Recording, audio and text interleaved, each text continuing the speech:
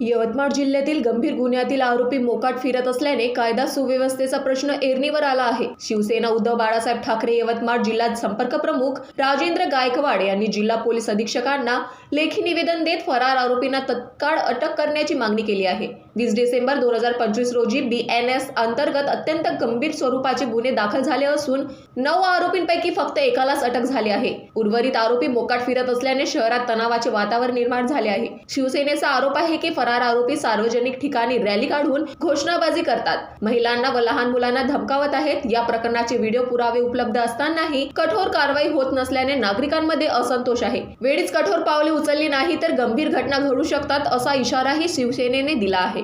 मागील 20 तारखेला कळंब चौकामध्ये निवडणुकीच्या दिवशी एक रॉयट झाला होता आणि त्यामध्ये आमच्या काही कार्यकर्त्यांना मारहाण झाली होती। त्यामध्ये यवतमाळ शहर पोलीस स्टेशनला गुन्हा दाखल असताना आरोपी मात्र इथे शहरामध्ये मोकाट फिरत आहे आणि आज 29 तारीख आहे। 20 तारखेचा गुन्हा झाल्यावर एकच आरोपी अटक झाला, इतर आरोपी अटक झाले नाही। परंतु हे सर्व अटक निश्चितपणे यांना कुठेतरी सहकार्य मिळत असल्यामुळे झाली नाही असं आमचं म्हणणं आहे। आज आम्ही SP साहेबांना या संदर्भातच निवेदन दिलं की हे आरोपी तात्काळ अटक झाले पाहिजे व गुन्हेगारांना शासन झाले पाहिजे।